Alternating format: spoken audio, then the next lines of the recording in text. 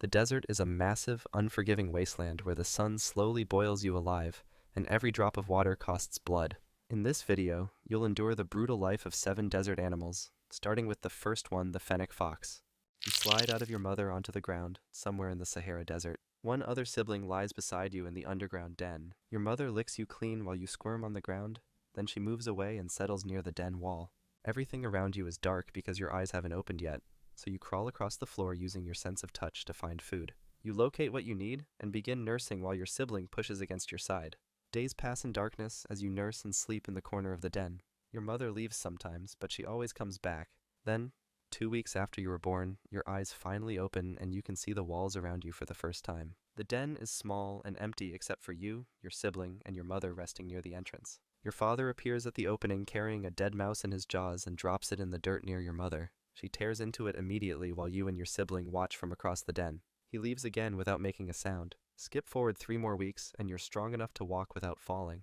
The den entrance glows with fading sunlight and you want to see what's outside, so you move toward it slowly. Your mother shifts her body to block the opening, but your sibling slips past her legs and steps out onto the sand. A large bird drops from the sky with his talons reaching forward and grabs your sibling before they can react. Your sibling screams once as the bird lifts off, then the sound disappears into the distance. Your mother pushes you back deeper into the den with her nose and stands at the entrance for hours. Your father returns later and they both make low sounds to each other near the opening. The next evening, your mother nudges you toward the entrance and doesn't stop you this time. You step outside onto the cooling sand for the first time, completely alone. The sky took your sibling without warning, and now you'll have to face it by yourself. You're 6 weeks old now. Your legs are strong enough to walk without stumbling, so you follow your mother toward the den entrance as the sun begins to set. She steps outside first, and you move behind her onto the sand. The open space above you stretches farther than anything you've seen before, making you freeze in place for a moment. Your father walks past carrying a large beetle in his jaws and drops it near your front paws. You need to learn what food is, so you lower your head and sniff it, then bite down hard. The shell cracks between your teeth, and you swallow the pieces quickly. Your mother is already several steps away digging near a dried bush, so you run to catch up with her. Then something slams into your side and you tumble across the sand with your legs kicking in the air. Your mother spins around but doesn't move closer. You twist your body and see another young fox standing over you, about your size. It's a kit from a neighboring den and it wants to play, so it jumps on you again before you can stand. You bite at its ear while it pushes your face with its front paws. Your mother barks once, sharp and loud, making both of you stop immediately. She walks toward a small hole in the ground and starts digging fast with sand flying behind her. A lizard shoots out from underneath and runs straight across the open sand. You want to catch it, so you chase after it with your legs moving as fast as they can. But the lizard is much faster and disappears under a large rock before you get close. The other kit catches a beetle instead, and eats it in 3 quick bites while you watch from several steps away. You've learned that food doesn't just appear, you have to catch it yourself. And right now, you're too slow to catch anything that moves. Skip forward and you're 3 months old now. The sun has set completely, and you're outside the den by yourself searching for food. Your stomach is empty and you need to eat, so you press your large ears flat against the ground and listen carefully. Something is moving underneath the sand just ahead of you. You tilt your head from side to side, trying to pinpoint exactly where the sound is coming from. Then you start digging fast with both front paws. Sand flies behind you as you dig deeper until a fat beetle larva wriggles free from the dirt. You bite it quickly before it can burrow back down and swallow it whole. That's your first catch on your own. But you're still hungry, so you keep searching. You hear another sound beneath the sand, something larger this time moving through the dirt. You start digging again with your claws tearing through the sand until you uncover a small rodent trying to escape. It runs sideways, but you jump forward and pin it down with your front paw, then bite hard into its neck. It stops moving after a few seconds. You pick it up in your jaws and carry it back toward the den entrance, proud of what you've done. Then a shadow passes overhead, and you look up to see a huge bird circling above you. It's hunting, and you're out in the open with nowhere to hide, so you drop the rodent and run as fast as you can toward the den. You throw yourself through the entrance just as the bird dives down with its talons reaching forward. Its claws scrape across the sand where you were standing a moment ago. Then it lifts back up into the sky. You stay inside the den for hours, watching the entrance and waiting for the bird to leave. You caught your first real meal tonight, but the sky won't stop hunting you. And next time, you might not make it back to the den in time. You're 9 months old now. Your mother has given birth to a new litter, and the den is crowded with 4 tiny pups that can't see yet. Your father brings food back every night, but he doesn't share it with you anymore, so you stay near the entrance and watch him drop mice and lizards for your mother instead. Then one evening he turns toward you and growls low in his throat, showing his teeth. You understand what that means, so you back away from the den and walk out onto the sand. You need to find your own territory now, so you travel across the dunes for hours with the moon lighting your path. You pass several dens, but other fennec foxes have already marked the rocks around them with urine, telling you to keep moving. Then you find an abandoned burrow near a cluster of large stones, and you need to check if it's safe, so you move closer and sniff the entrance carefully. The tunnel is narrow, but empty, with no scent of any other animal, so you squeeze inside and explore the space. It's not deep enough yet, so over the next several nights you dig with your front paws to widen the tunnel and create a second exit on the other side of the rocks. When the den is finally ready, you mark every rock around it with urine to claim the space as yours. You hunt nearby over the following days, catching beetles, a small lizard, and 2 mice that were hiding under dried bushes. Then one night while you're digging for food, you hear other fennec foxes calling to each other somewhere in the distance. Their voices echo across the sand, but you don't respond because this territory belongs to you now. You've built your own den and claimed your first hunting grounds. Around 2 months later, you're 11 months old now. You're hunting near a dried bush when the wind suddenly picks up, blowing sand across the dunes in thick clouds. You need to get back to your den before it gets worse, so you turn around and start running. But the sand is already so thick you can barely see where you're going, making you slow down and squint hard. The wind grows stronger and pushes against your body, so you're forced to lower your head and keep moving forward. Then you stumble over a rock and fall sideways onto the ground. Sand immediately covers your legs and back, so you push yourself up quickly and shake it off. But you've lost your sense of direction, and you don't know which way your den is anymore. You need shelter fast, so you search for anything that can block the wind. You spot a large boulder ahead and run toward it, then press your body flat against its side.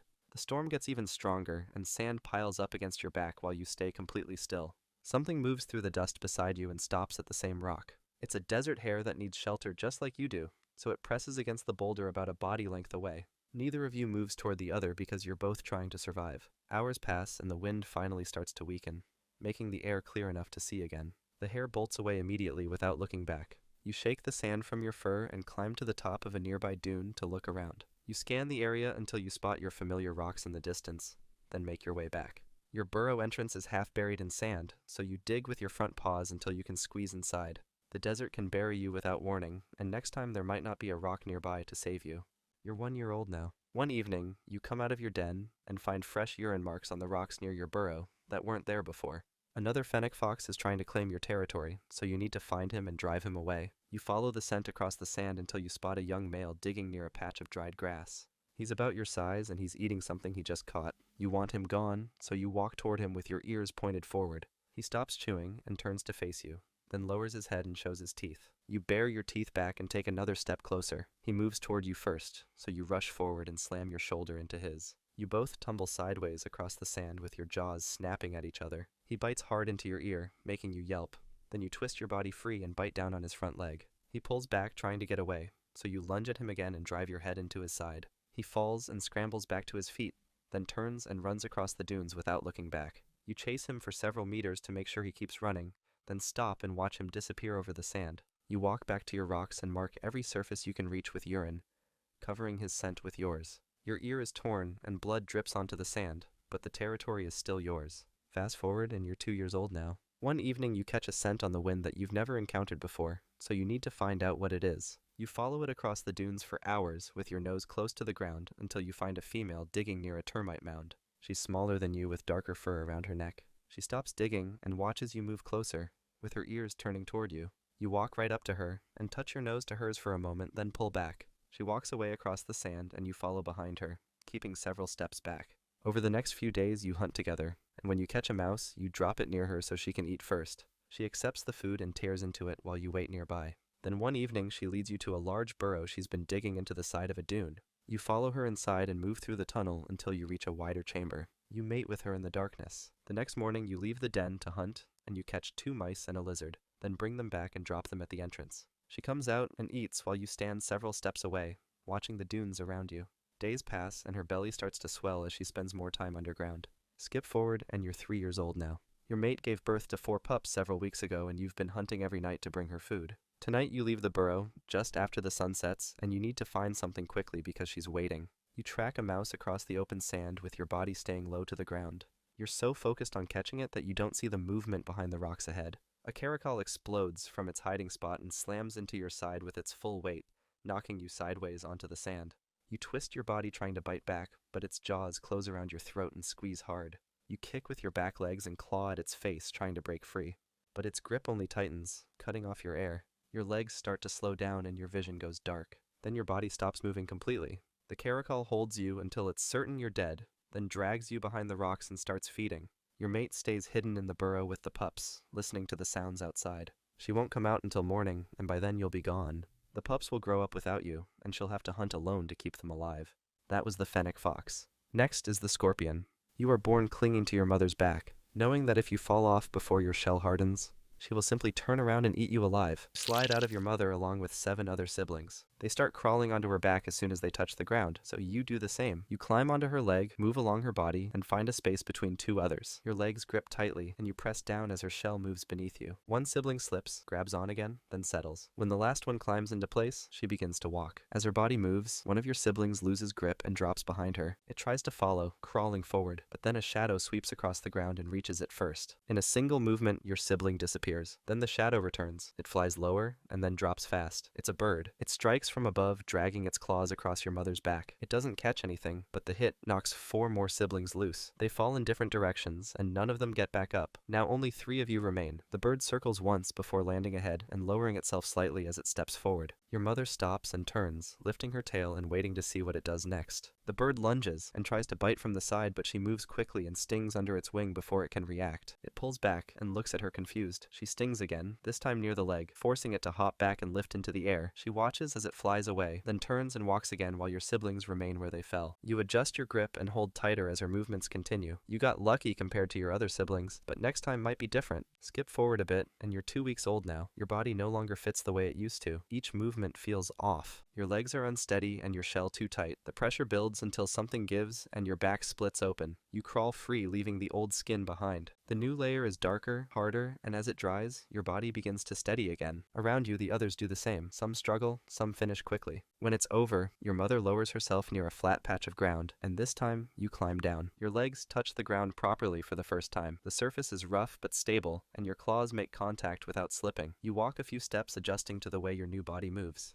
Others move in separate directions, spreading out across the space, but you don't follow them. You walk along the edge of a rock and wait. Your legs hold position while your tail stays raised. A termite walks by. It's slow and unaware of you. You step forward, grab it with your pincers, and drive your stinger into its body. The insect twitches once and then stops moving, so you begin to eat. Its body breaks apart easily. Nothing challenges you, and no one comes near. You consume every part of it before moving on. When you're done, you slip into a narrow gap between 2 stones and stop moving. Your body settles into place with your legs braced and your stinger pointed outward. You don't wonder where the others went. You don't look for them, you just wait for the next thing that moves. You're 1 month old now, moving further from the place you were born. As you push through a narrow path between 2 rocks, another scorpion steps into view. They're roughly the same size, with a raised tail and a stance that mirrors your own. You move slightly, adjusting your legs to keep your balance. They do the same. You take a slow step forward. They lower their body, just enough to signal readiness. Then, without warning, they lunge. You jump to the side, just missing the claws as they snap past your legs. You strike back, but your stinger scrapes their shell and slides off. Before you can even recover, they charge again, this time catching one of your legs and pulling you off balance. You twist and slam your claws into theirs. You manage to break free, but their tail lashes forward and strikes your side.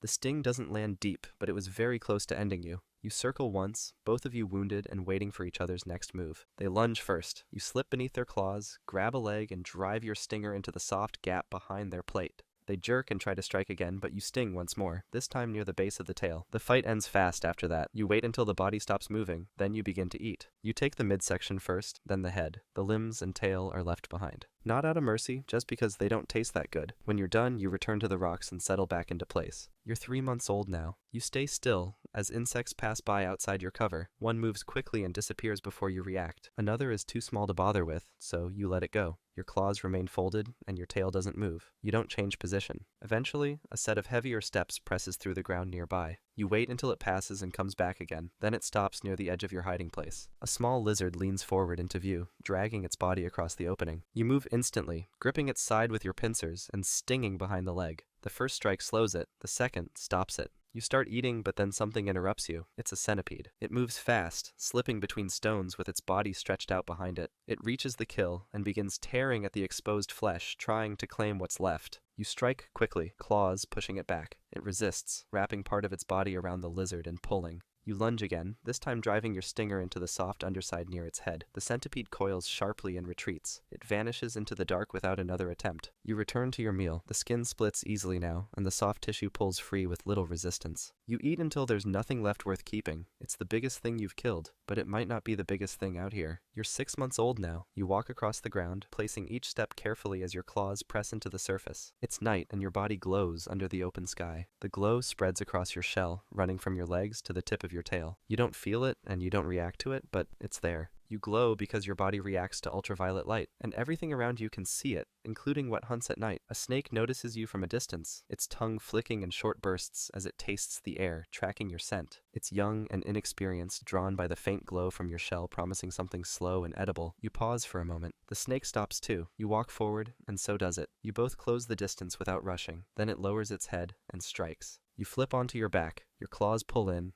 and your shell faces the attack. The snake's teeth scrape against the armor and don't go through. It recoils, lifts its head again, and turns slightly to circle. You remain on your back, legs braced and tail curled inward. The second strike comes from the side. It's quicker and more precise, but you roll with the motion just in time. The snake hesitates now, head raised again, but its confidence has faded. You don't wait for the next strike. You flip forward and stab under its jaw. The snake twists, trying to pull back, and then strikes again. But this time the motion is clumsy. Its body is already slowing. You raise your tail once more and sting again. The reaction is instant. Its muscles seize. The head drops slowly, and the rest of the snake follows. You hold your stance a little longer, waiting until nothing moves. Then you turn and walk, because something else is coming. You're 1 year old now. You've hunted, fought, and survived long enough to mate, but first you have to dance. You find a female while moving across a flat stretch of ground. She doesn't run, and she doesn't raise her tail. You approach slowly, and when you get close, you grip her pincers with yours. You walk backward, and she follows. Then you stop and pull her forward. She resists for a moment, then steps again. You repeat the movement, guiding her across the surface in short, measured paths. She stays close, holding your grip and following as you lead. You keep moving, pulling her through an open patch where the surface is smooth. When you reach the right spot, you stop and lower your body. You press a packet of your white liquid into the ground, and then raise your claws and bring her forward, making her step directly over it.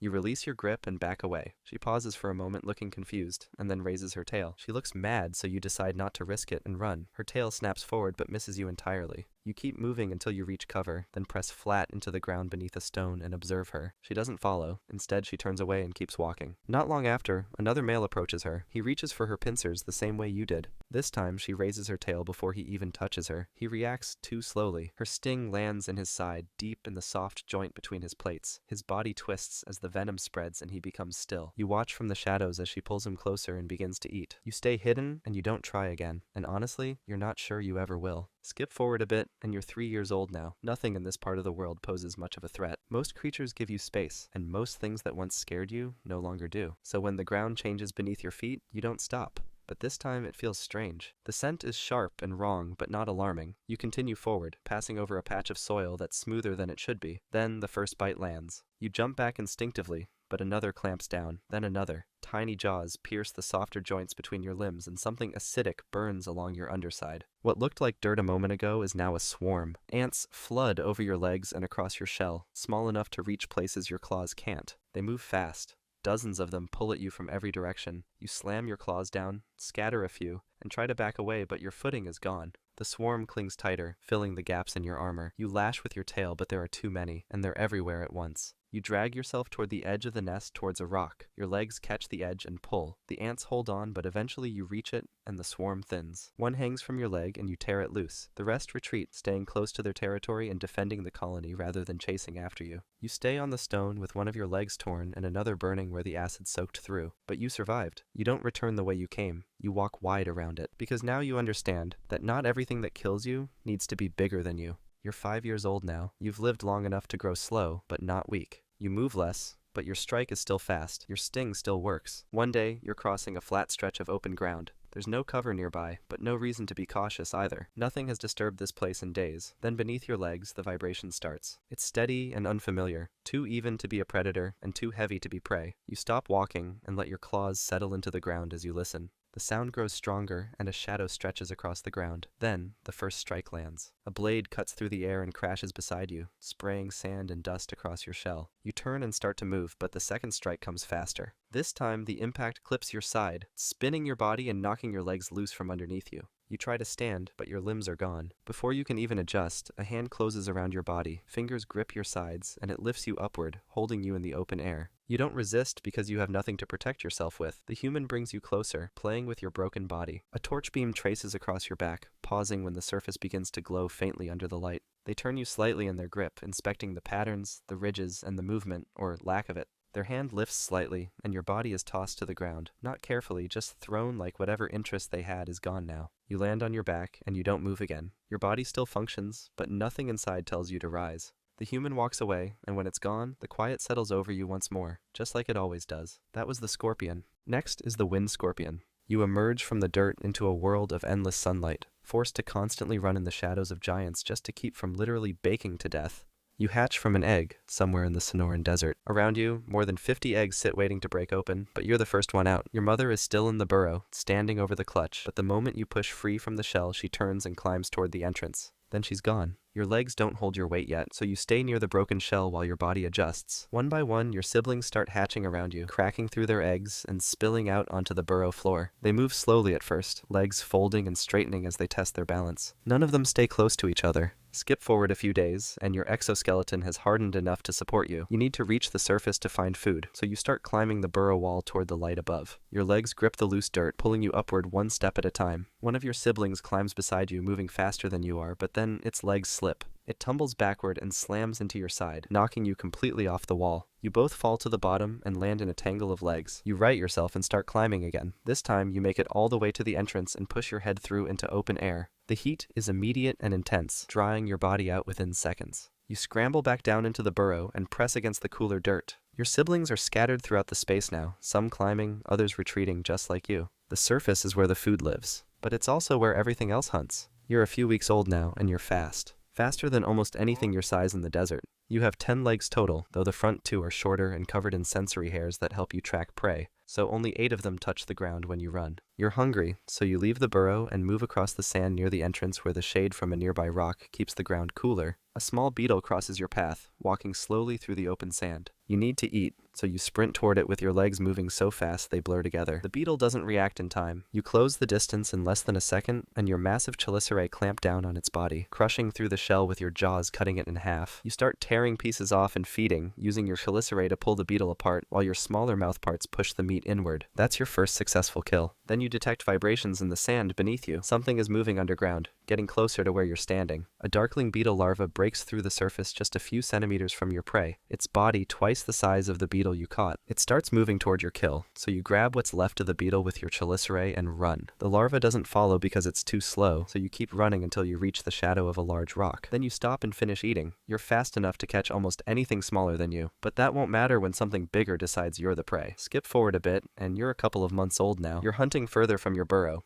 tracking a cricket that's moving across open sand. You need to catch it before it reaches the rocks ahead, so you close the distance with your legs carrying you forward in a blur. The cricket stops moving for a second, and you prepare to lunge with your chelicerae opening wide. Then something moves from your side. A grasshopper mouse rushes toward you with its body low to the ground, covering the distance faster than you expected. You turn and sprint away from it, using your speed to create distance between you and the mouse. But the mouse is fast too, and it's closing the gap with every second. You need somewhere to hide, so you run toward a cluster of rocks where you spotted a crack earlier. You stay inside the crack for much longer, just to make sure it's really gone. Then you come back out and move into the open. The cricket is gone, so you head back toward your burrow without anything to eat. The mouse was faster than most things you've outrun. Next time, you might not find a crack in time. You're 6 months old now, and you've claimed a hunting territory around a cluster of rocks that provides shade throughout the day. You've been hunting here for weeks without any competition, but today, another wind scorpion walks into your space. It's about the same size as you, with chelicerae just as large as yours, and it's moving toward the same rock you use for cover. You need to defend your territory,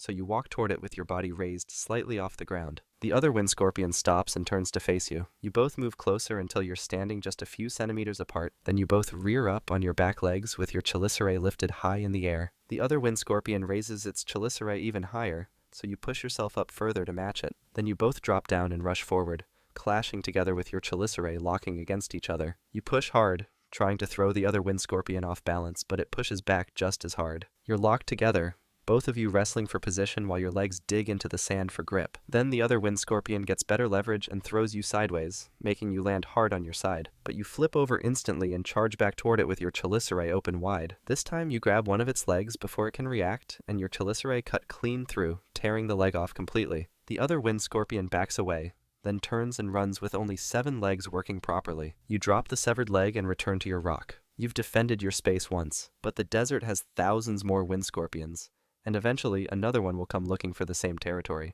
At 1 year old, you've reached full size. Your body is covered in long sensory hairs that pick up vibrations from anything moving nearby, and today, those hairs detect something moving toward your territory. It's another wind scorpion, but this one moves differently than the one you fought before. You stay where you are and wait for it to come closer. The other wind scorpion walks into view, and you can tell it's a female. She doesn't raise her chelicerae or move aggressively, so you walk toward her slowly. When you get close enough, you reach out with your chelicerae and touch hers gently. She doesn't pull away or attack, so you know she's ready to mate. You grab her chelicerae with yours and start pulling her backward across the sand. This is how mating works for wind scorpions. You drag her in a dance that goes back and forth across the ground, moving her body until you find a flat piece of sand that's smooth enough. Then you release a sperm packet onto the ground and pull her over it so she can pick it up with her body. The moment she takes it, something changes. She turns aggressive instantly and tries to grab you with her chelicerae. Female wind scorpions often try to eat the males after mating, so you need to run. You release her chelicerae and sprint away at full speed, using every bit of your acceleration to create distance. She chases you for a few seconds, but then she stops and turns back. You keep running until you're far away from her.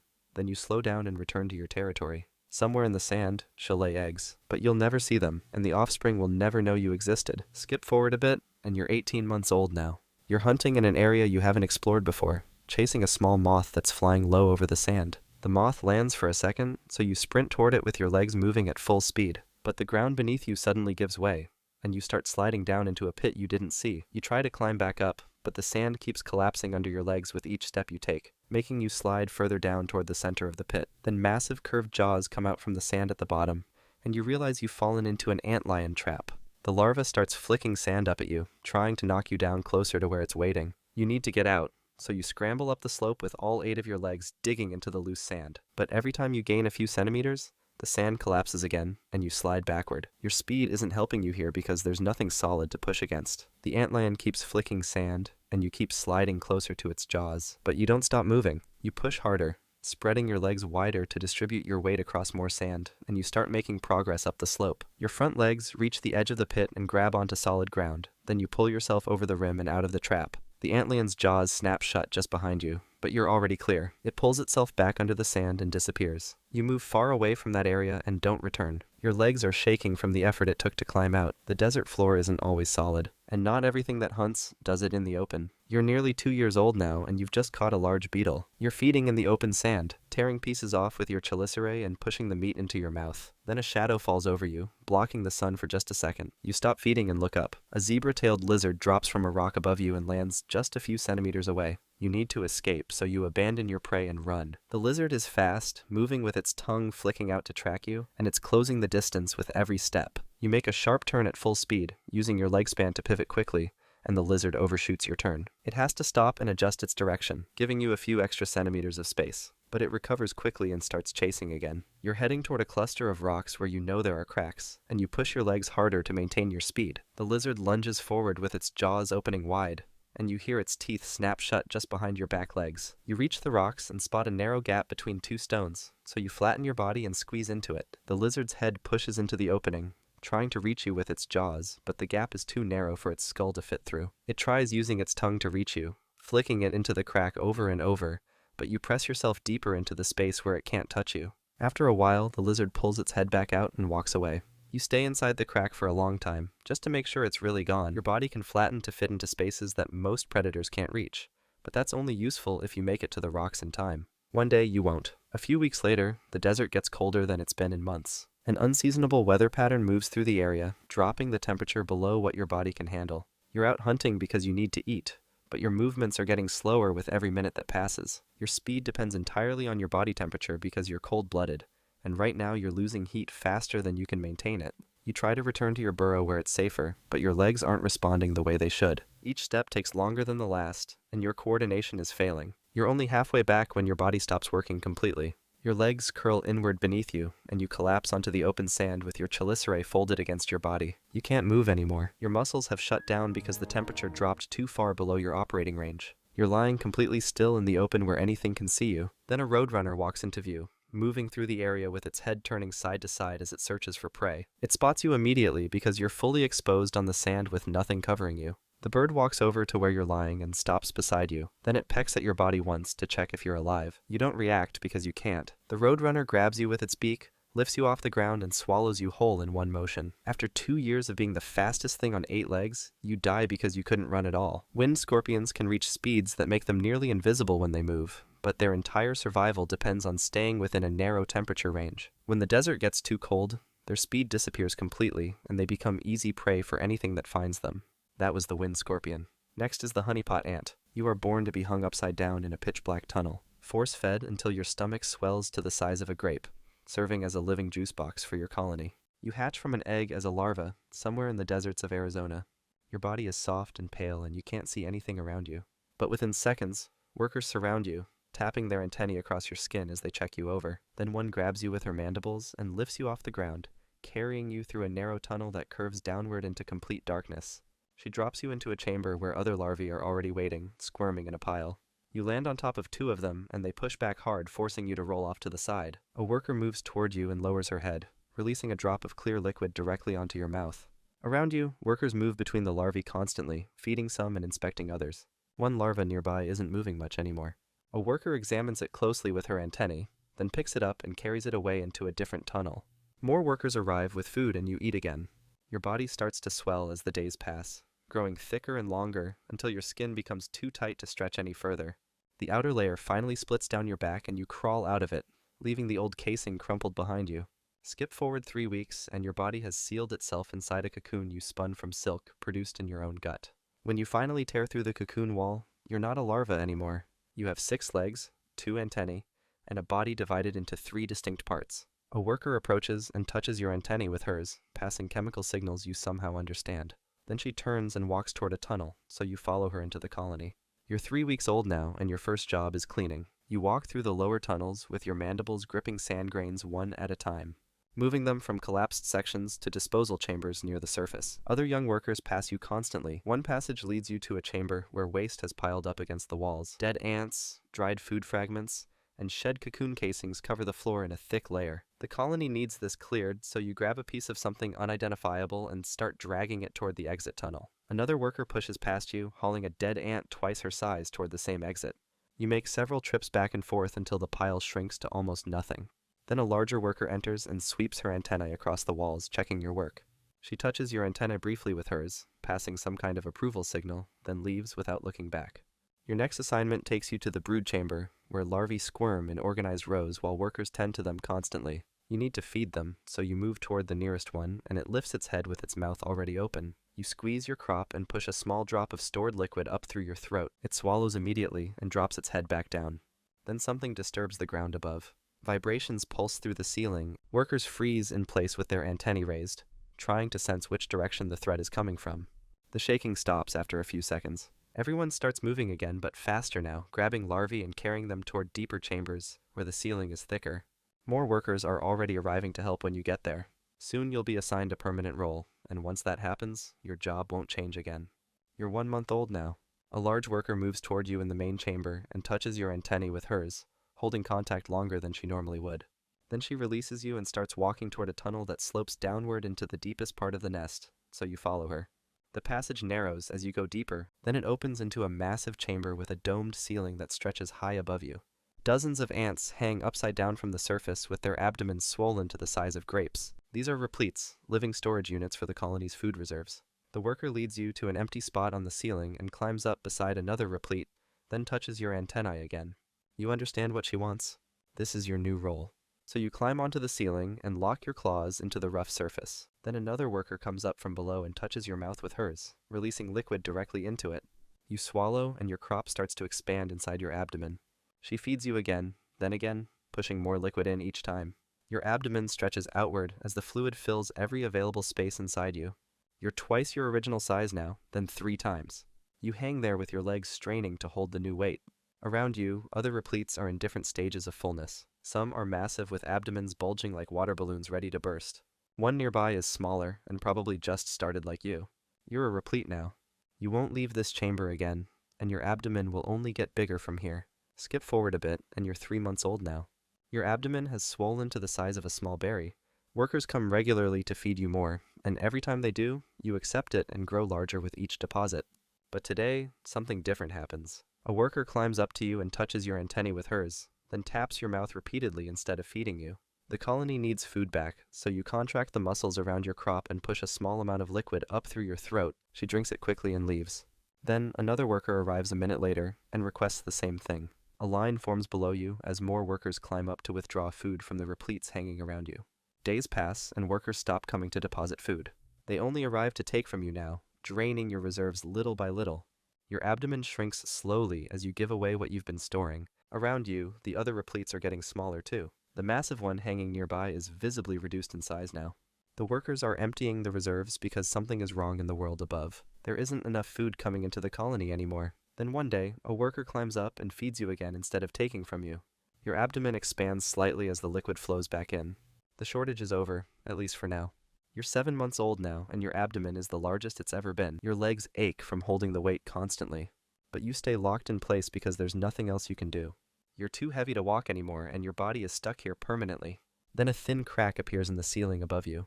Sand starts trickling down through the split, falling past your face and hitting the floor below. You can feel vibrations through the surface, something massive moving on the ground above and pressing down on the nest. The crack widens, and more sand pours through.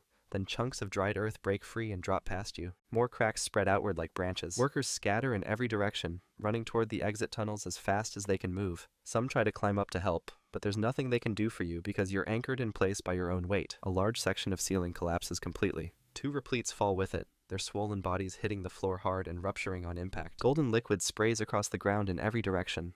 Workers swarm the spill immediately, drinking desperately to save what they can before it soaks into the dirt and becomes useless. The chamber shakes again, and you brace harder with all 6 legs, digging your claws deeper into the surface above you. Another replete beside you loses her grip and drops, landing on her back with her legs kicking uselessly in the air. Her abdomen stays intact, but she can't flip herself over because she's too heavy. Workers surround her and try to help, but they can't lift her weight. The shaking finally stops. Dust hangs in the air, and everything goes quiet except for the workers below drinking from the spilled liquid. Next time something shakes the nest, you might fall too. Skip forward and you're 10 months old now. The chamber has been quiet for days with only a few workers coming to deposit or withdraw food. Then a chemical signal floods through the air, spreading so fast every ant in the chamber reacts at once. It's danger. Invaders are coming. Workers pour into the chamber from the upper tunnels, moving in frantic patterns as they prepare to defend. Some climb toward you and the other repletes, forming defensive positions on the ceiling and walls around you. Army ants flood through the entrance tunnel in a solid wave, their bodies smaller and darker than your nestmates. They don't slow down or hesitate, they just swarm across the floor and start climbing immediately. Your workers meet them at the walls and fighting breaks out everywhere. One army ant breaks through the defensive line and climbs directly toward you. A worker intercepts it halfway, grabbing its head with her mandibles and pulling it away from the ceiling. They fall together and hit the ground hard. Then neither of them moves again. One moves toward a replete 3 spots away from you and bites into her abdomen, puncturing the membrane. Liquid sprays out as she deflates, spilling her entire reserve onto the floor below. Then the army ants suddenly retreat, pulling back through the entrance tunnel and carrying whatever food and larvae they manage to grab with them. Your workers don't chase them. They regroup around the chamber instead, checking for more threats with their antennae raised. You're 1 year old now and the colony is starving. Workers arrive constantly, tapping your antennae and requesting food from you. The colony needs everything you have, so you give them what you can, pushing small amounts of liquid up through your throat and into their mouths. You feed 10 workers, then 15, then more than you can count as they keep coming back. Days pass, and the requests don't stop. The pressure inside you releases as your segments pull closer together, and you get smaller and smaller with each withdrawal. You're half the size you were a month ago now. Around you, the other repletes are shrinking too. The reserves are running out because there's nothing growing above ground anymore. Then a worker climbs up to you, but she doesn't request food. Instead, she grabs one of your legs and pulls hard, trying to rip you free from the ceiling. You fall and hit the ground, landing on your side. The impact doesn't hurt, but everything feels wrong because you haven't moved from that spot in over 10 months. Your legs are weak and shaky, but they still work, so you start walking.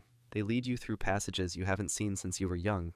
The tunnel opens into a staging area where other ants are preparing to leave the nest. You join them and wait. You're not a replete anymore. The colony drained you because they need workers who can move, and now you're going above ground where almost nothing is left to find. Skip forward a bit, and you're 1 year and 1 month old now. You've been foraging for 3 weeks and found almost nothing worth bringing back. The desert surface is mostly dirt and dried plant stems with very little food anywhere. Today you walk farther than usual. You pass 2 workers heading back to the nest with their mandibles empty, so they didn't find anything either. Then you spot something ahead. A dead beetle lying on its back with its legs curled inward.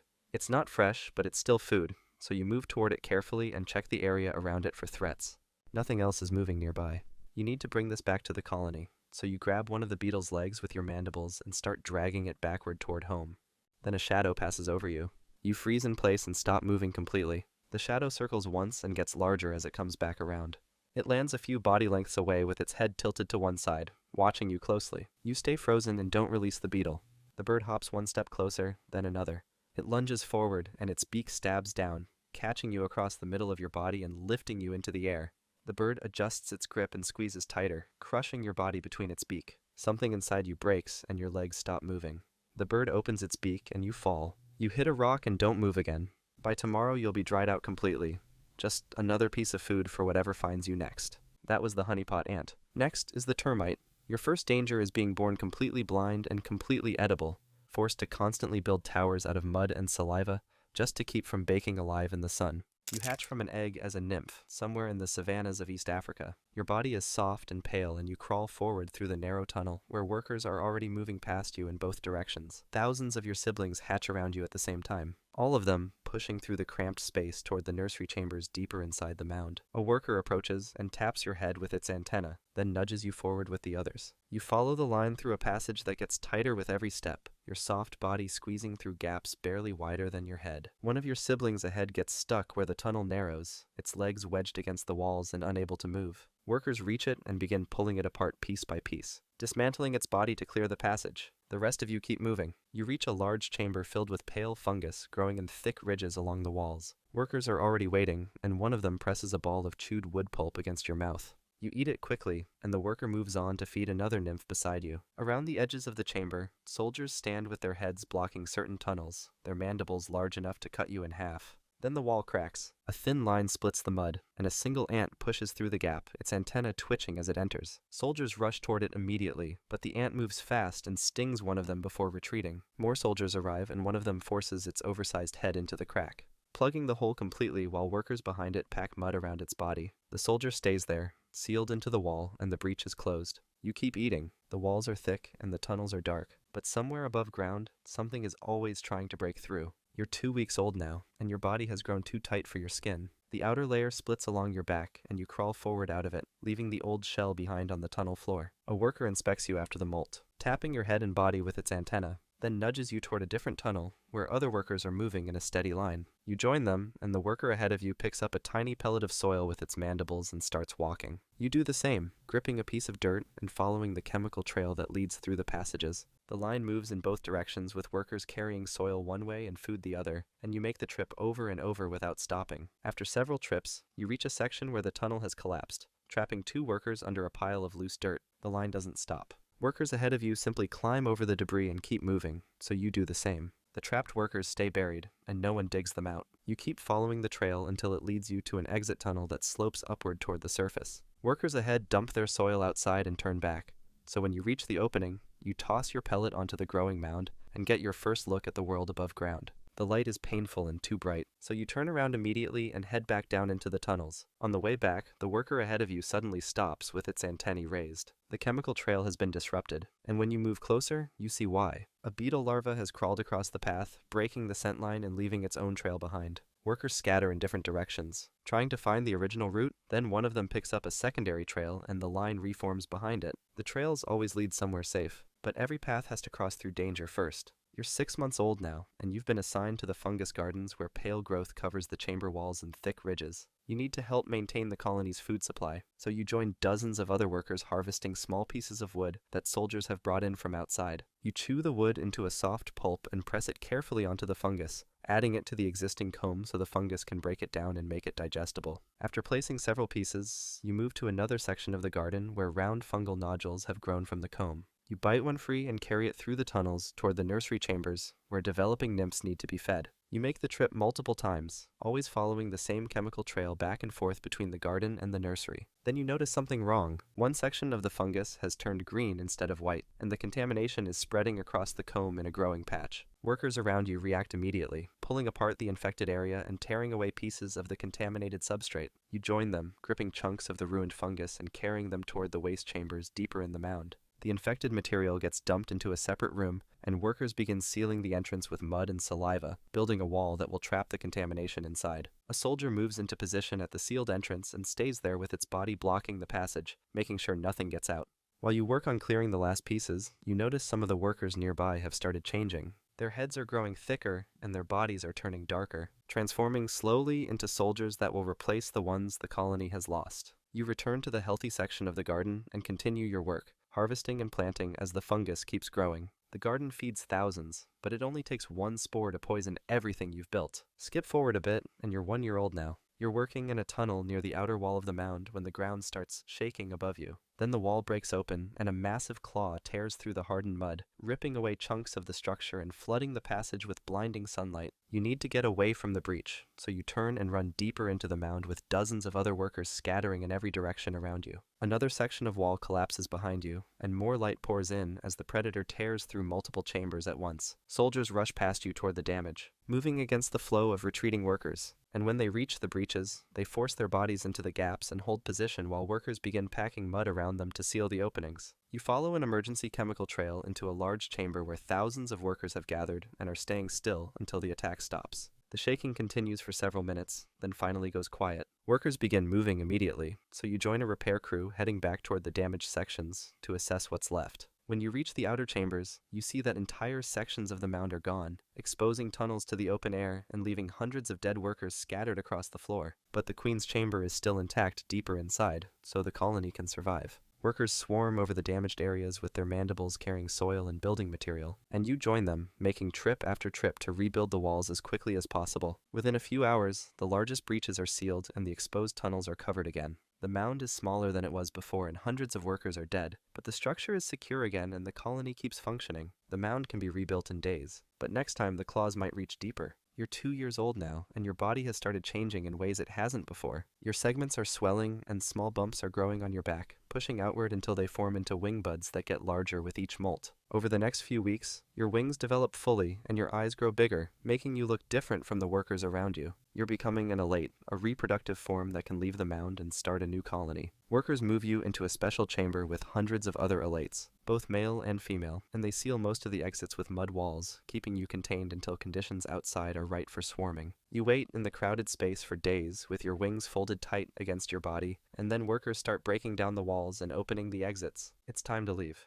You follow the chemical signals toward an exit tunnel and crawl upward through the vertical shaft with dozens of other alates moving ahead of and behind you. When you reach the top, you come out onto the surface of the mound and see the world outside for the first time since you hatched. Your wings unfold and dry quickly in the air, and thousands of alates pour out of multiple exits across the mound, all of them preparing to fly at the same time. You launch yourself into the air with your wings beating hard, and you rise above the mound with the swarm spreading out in every direction. Then the birds arrive. Swifts drop through the cloud of termites with their mouths open, snapping up alates on every pass, and one dives toward you but misses and grabs another termite beside you instead. You keep flying, trying to gain height and distance, but your wings are weak, and many alates around you are falling back to the ground with torn or damaged wings. Most of your siblings won't survive the next 10 minutes, but if you do, you'll never return to this mound again. A few hours later, you're still in the air, but your wings are getting tired and flying is becoming harder with every beat. The swarm has spread out across a wide area, and you need to land soon before your wings give out completely. A dragonfly cuts through the air ahead of you and catches several alates in quick succession, so you turn away and start dropping toward the ground below.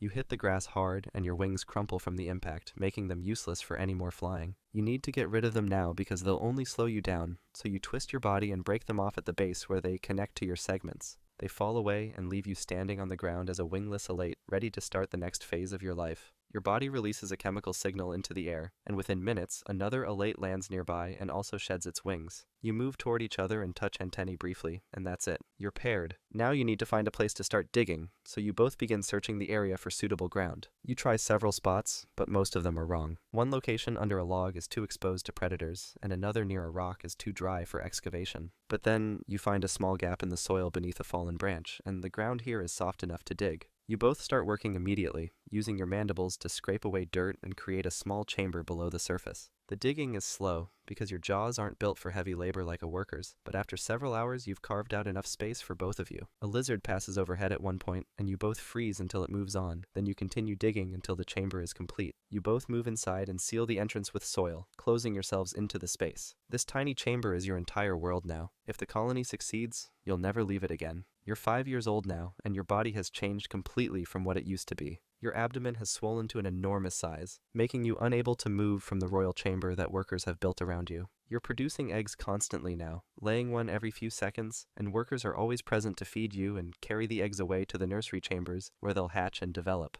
Your mate stays nearby in the chamber with you, still small enough to walk freely, and he fertilizes the eggs as you produce them. The colony has grown to tens of thousands of individuals, and workers have expanded the mound significantly over the years, adding new chambers and tunnels in every direction. Then one day, the ground starts shaking in a way that's different from the usual predator attacks. The vibrations are coming from below instead of above, and they're getting stronger. Your workers begin moving faster through the tunnels, and soldiers rush toward the lower chambers where the disturbance is coming from. Another termite colony has been digging nearby, and their tunnels have intersected with yours in the deeper levels. Fighting breaks out immediately at the junction point where soldiers from both colonies meet and clash with their mandibles locked together. Your soldiers are holding the line at first, but the invaders are larger and stronger, and they start pushing through the defensive positions. Workers try to seal the connecting passages with mud, but the enemy soldiers break through faster than the walls can be built. The fighting moves closer to your chamber, with invaders killing workers and soldiers as they advance through the tunnels. Your mate stays beside you as enemy soldiers reach the outer walls of the royal chamber, and your guards form a final line to protect you, but the invaders push through and break into the chamber where you're lying.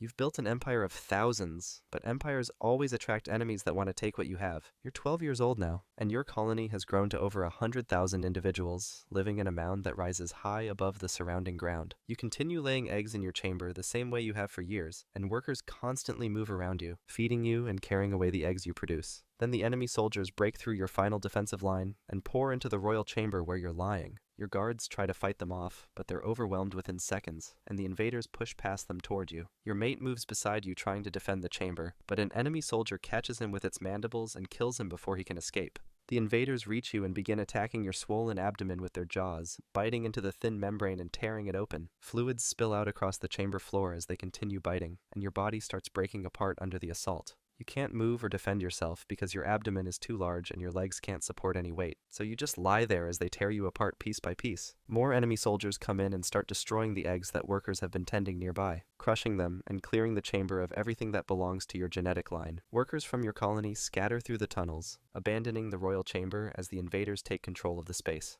Within a few hours, you're dead, and your mate is dead, and all of your eggs have been destroyed. The invading colony begins claiming the mound structure for themselves, moving their own workers into the tunnels and chambers that your colony built. They'll use the fungus gardens and the established pathways, and eventually they'll bring their own queen to replace you. The mound remains standing above ground just like it always has, but everything inside it now serves a different queen. That was the termite. Next is the ostrich. You hatch onto a blistering open pan where you are immediately forced to run for your life because everything in the desert sees you as an easy meal. You crack through the shell and step out onto dry ground, somewhere in the savannas of East Africa. Your legs are already long and thick, wet from the egg but strong enough to hold your weight. 3 of your siblings break free from their shells around you, shaking their heads and stretching their necks.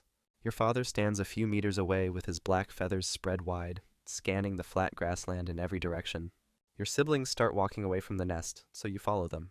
Your legs wobble on the first few steps, but then they find their rhythm, and you keep moving. A beetle crawls through the dirt ahead of you, so you drop your head and peck at it. You miss, but your beak hits the ground hard enough to flip the beetle over, so you peck again and swallow it whole. Then your father makes a low booming sound, and all of you stop. A jackal appears in the distance, moving low through the dry grass with its eyes locked on your group. Your father steps between you and the jackal, spreading his wings even wider and puffing his chest forward. The jackal slows down but doesn't leave. It circles to the side, trying to find a different angle. Your father moves again, blocking its path. The jackal stops and stares for a long moment, then turns and walks away. But it doesn't go far. You can still see its shape moving along the horizon, keeping pace with your group as your father starts walking again. All of you follow close behind him, staying tight together as the nest disappears behind you. You've been walking for less than an hour, and you're already learning the first rule out here. Never stop moving. You're 3 weeks old now. Your legs are longer, and your stride matches your father's when he walks at a normal pace. So keeping up doesn't tire you out anymore. You're running through open grassland with your 2 remaining siblings behind your father, all of you moving in a tight line. One of your siblings didn't make it through the first week, taken by something you didn't see. Your father slows down near a group of zebras grazing ahead, so all of you follow him as he leads you closer to them. The zebras lift their heads and watch, but they don't move away. Your father stops near the edge of their group and starts pecking at seeds scattered across the ground, so you do the same. There's safety in numbers out here, and the zebras seem to know it too. But then one of your siblings wanders too far from the group, pecking at something in the grass about 20 meters away. A hyena breaks from the tall grass and runs straight toward your sibling with its body low and its legs pumping fast. Your sibling sees it and tries to run, but the hyena is faster and closes the gap in seconds. It lunges forward and bites down hard, dragging your sibling to the ground. Your father turns and runs in the opposite direction, so you and your other sibling follow him. The zebras scatter too, running in different directions across the plain. Your father doesn't stop until the hyena is far behind, just a dark shape in the distance standing over what it caught. You keep running beside your father with your legs moving as fast as they can, your heart beating hard enough to shake your whole body. 2 of you are left now, and every day out here you're getting faster. Skip forward a bit and you're 4 months old now. You're much larger, nearly half your father's height, and your legs are thick with muscle from running every day. You're moving alongside him across open ground at a pace that used to leave you stumbling, but now your stride matches his without effort. You can reach 40 kilometers per hour when you need to, which is fast enough to outrun most things out here. That's when you spot another ostrich group ahead with an adult female and several chicks feeding near a small bush. Your father slows down and walks toward them with his wings held slightly out from his sides, so you follow close behind. The female watches him, but doesn't leave, and after a few minutes both groups start feeding together in the same area. There are more chicks now, which means more eyes watching for danger. Then everything goes still. A cheetah appears about 50 meters away, its body low to the ground and its eyes locked on your group. All the ostriches freeze and turn their heads toward it, watching. The cheetah starts moving forward, slowly at first, then breaks into a full run straight at your group. Everyone scatters. You turn and run as fast as your legs can move, reaching 45 kilometers per hour with your father running beside you. But the cheetah isn't chasing you. It's going after a smaller chick from the other family, one that's slower and farther from the adults. The cheetah closes the distance in seconds and leaps forward, bringing the chick down with its claws. You keep running until your father slows down and stops. Your legs are shaking and your chest heaves with each breath, but you're still here. You're fast now, but not fast enough yet. Eventually, you'll need to outrun anything that moves. You're 1 year old now. You stand over 2 meters tall, nearly as big as your father, and your neck has thickened with muscle from a year of constant movement. You're still following him across the savannah, but you're ranging farther from the group now, feeding on your own for longer stretches. You need the roughage to help your stomach break down the tough plant material, so you drop your head and swallow several small stones from the ground. They'll sit in your gizzard and grind up everything you eat. You're pulling leaves off a thorny acacia bush when another young male appears from the opposite direction, walking toward the same feeding area. Both of you stop and stare at each other. He's about your size, maybe slightly smaller, and he drops his wings slightly away from his body. You mirror the movement without thinking, and both of you start circling each other slowly. Then he breaks into a run, so you do the same. Both of you sprint parallel across the open ground with your legs pumping hard and your necks stretched forward. You reach 55 kilometers per hour, matching his pace stride for stride. Neither one of you gains ground on the other, and after 200 meters, you both slow down and stop, your legs shaking and your chest heaving. He turns and walks away in one direction, so you turn and walk back toward your father's group in the other. When you reach them, you notice something different. You're standing eye to eye with your father now, the same height as him. Your body has caught up to his, and the balance between you has shifted. You're as big as your father now. Soon, you won't be following anyone. Skip forward, and you're 2 years old now. You stand nearly 2.5 meters tall and weigh around 130 kilograms, fully grown with thick legs and a long neck covered in black and white feathers. You've been walking alone for weeks now, separated from your father's group, and you need to find your own space. So when you come across a stretch of grassland with good grazing and a water source nearby, you decide to claim it. You start marking the territory by scraping the ground with your feet, tearing up patches of dirt and grass to leave visible signs. Then you walk the boundaries and drop your waist at regular intervals, making sure anything that passes through knows someone lives here now. You spend the next few hours walking every part of the area, scratching and marking until the whole space carries your presence. That's when another male appears. He's larger than you with darker plumage on his neck and wings, which means he's older and more established. He walks straight toward you without slowing down, so you drop your wings away from your body and spread your tail feathers, trying to make yourself look bigger. But he doesn't stop. Then he breaks into a run directly at you. You sidestep and kick out with your right leg, your clawed foot swinging through the air, but you miss and he crashes into your side with his full weight. Both of you stumble and nearly fall, but he recovers faster. He charges again, so you turn and run at full speed across the grassland. He chases you for about 50 meters, then stops and watches you go. You keep running until you're far from the territory you tried to claim. You're strong and you're fast, but out here that's not always enough. You'll need to find your own space where no one else is watching. You're 4 years old now. After months of searching, you found a stretch of open grassland with scattered acacia trees and a reliable water source, and there's no dominant male here to challenge you. So you claim it, walking the boundaries and marking every corner with your waist and scratched earth, making sure everything that passes through knows this space belongs to someone now. A few days later, 3 females walk into your territory and start feeding on the grass without leaving. This is what you've been waiting for, so you need to show them you're worth staying with. You lower your body toward the ground and spread your wings wide, then start swaying your neck from side to side in slow, exaggerated movements. The largest female, the dominant one, stops eating and watches you. The other 2 move away and keep grazing. You continue the display, walking in a wide circle around her with your wings still spread and your neck moving in rhythm. After a few minutes, she drops to the ground and sits. You move closer and mate with her, and over the next few weeks, all 3 females lay eggs in a single nest they've scraped into the dirt. The dominant female's eggs sit in the center where they're safest, surrounded by the others. 13 eggs total.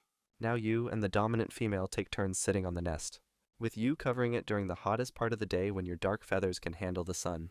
She sits at other times, both of you rotating to keep the eggs protected. You stay close to the nest even when you're not sitting, watching the horizon for anything that might come. The eggs will hatch in 6 weeks. Until then, you'll defend this nest with everything you have. Skip forward a bit, and you're 5 years old now. You're sitting on the nest with your body covering the eggs, keeping them safe from the sun beating down on the open ground. Several chicks from your previous breeding season are feeding nearby, now independent and nearly adult-sized themselves. That's when you spot a lioness moving through the grass about 30 meters away, her body low and her eyes fixed on you. You need to protect the nest, so you stand up and leave the eggs exposed, then move between the lioness and the nest with your wings spread wide to make yourself look bigger. She keeps coming toward you, slow and steady, so you realize she's not after the eggs. She's after you. You turn and run at full speed across the open ground, your legs hitting 70 kilometers per hour as you sprint away from the nest. The lioness chases you, but she can't match your speed on flat terrain and gives up after 100 meters. You slow down and circle back toward the nest, but then you see another lioness already there. She's crushing eggs with her jaws and eating them, pieces of shell and yolk dripping from her mouth. The first lioness was just trying to draw you away. You run at the second lioness, but she's already leaving with broken eggs in her mouth, walking back into the grass. You reach the nest and count what's left. 7 eggs destroyed. 6 remain in the dirt, still intact. The dominant female comes back a few minutes later and walks around the nest, looking at the damage. Then both of you settle back onto the remaining eggs, your bodies covering them completely. You'll stay here and keep them warm, because 6 eggs might still be enough. You're 8 years old now.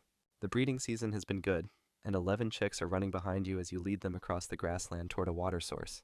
The ground is cracked from weeks without rain, and the grass has turned brown in most places, so finding water is harder than usual. But you know where to go, and the chicks follow close behind with their necks stretched forward and their legs moving fast to keep up. You spot the waterhole ahead with buffalo and wildebeest already gathered around the edge, drinking. You need to get the chicks to water before they get too weak, so you walk toward it slowly with the chicks spreading out behind you. The other animals lift their heads and watch, but they don't move away. You reach the edge and lower your head to drink, your beak touching the surface. The chicks spread around the water's edge beside you, some of them already drinking. Then something moves in your peripheral vision, fast and close. A crocodile lunges from the water with its jaws open wide and clamps onto your neck, its teeth sinking deep into your skin and muscle. You try to pull back, your legs digging into the ground and pushing hard, but the crocodile is already dragging you backward toward the water. You kick with your right leg and your clawed foot connects with its body, but the grip on your neck doesn't loosen. The crocodile pulls harder, and your legs lose their grip on the muddy bank as your body tilts sideways. Then you're in the water, your head going under as the weight pulls you down. The water closes over you. On the bank, your chicks scatter in different directions, some running toward the female who's been watching from a distance. That was the ostrich. Finally, meet the honey badger, where your first lesson in the unforgiving heat is being thrown into a hive of angry killer bees by your own mother just to teach you how to eat. You're born underground, in a burrow your mom didn't bother digging herself. The first thing you hear is your own squeaking, which doesn't exactly sound intimidating, but don't worry, you'll grow into your attitude soon enough. For now, you're blind, bald, and hungry, with no idea how much of a headache the world is about to become for you, or how much of a headache you'll become for the world. Mom, for her part, doesn't have time for soft moments. She's busy warding off anything that thinks this burrow looks inviting. You're too small to notice her snarling at predators twice her size, but if you could, you'd probably take notes. At this stage, life is simple. You eat, sleep, and occasionally try to bite your mom's tail when she's not looking.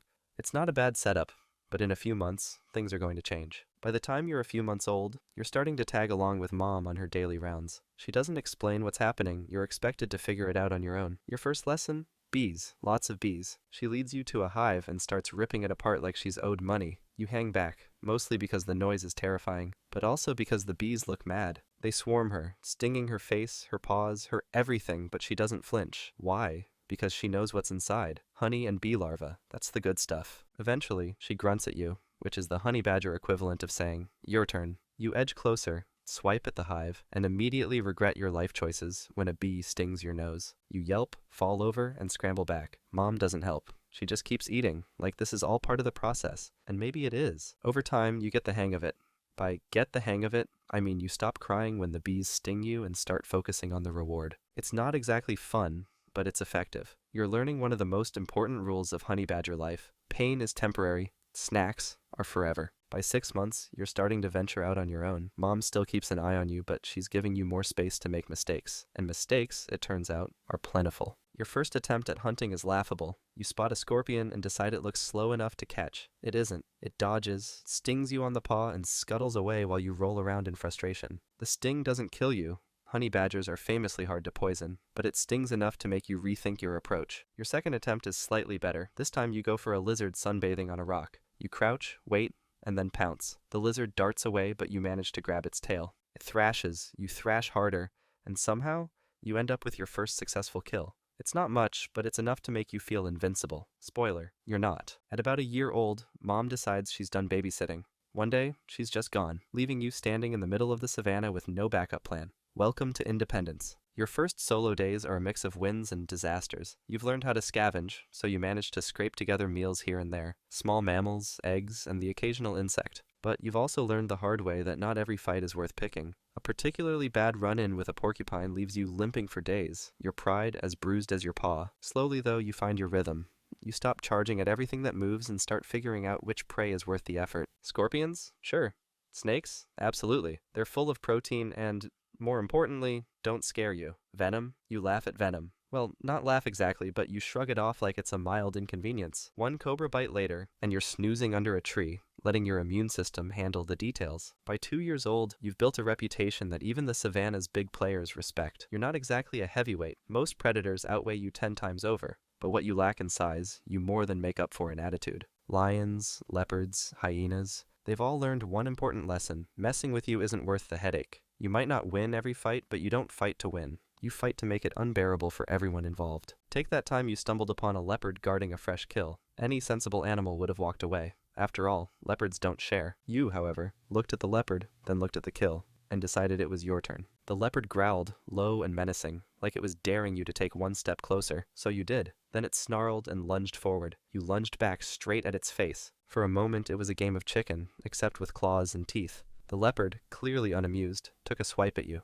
You dodged and responded with a full-on charge. It hesitated, probably running a quick risk assessment. You were smaller, sure, but the sheer audacity was clearly giving it second thoughts. Finally, it sighed, or something close to it, and slinked off into the bushes, leaving you victorious. You dragged the carcass away like this had been the plan all along. But it's not just the big predators you have to deal with. Sometimes it's a pack of wild dogs sniffing around your dinner, or a cheeky jackal thinking it can sneak past you unnoticed. You don't discriminate when it comes to picking fights, big or small. If something crosses your path and looks like it might be a problem, you're going to make sure it regrets the decision. For most animals, survival is about avoiding conflict. For you, it's about doubling down until everyone else gives up. Not because you're stronger, but because you've decided you are. Confidence, it seems, is half the battle. By 3 years old, you're ready for a place of your own. The problem is, space doesn't come easy. Every decent patch of land is already taken, so finding territory isn't about location, it's about negotiation. And by negotiation, I mean biting, growling, and generally causing a scene until someone backs down. Your first attempt doesn't go well. You wander into what looks like unclaimed land, only to realize it belongs to an older honey badger who isn't thrilled to see you. There's no warning growl, just a blur of claws and teeth as it lunges at you. The fight is quick,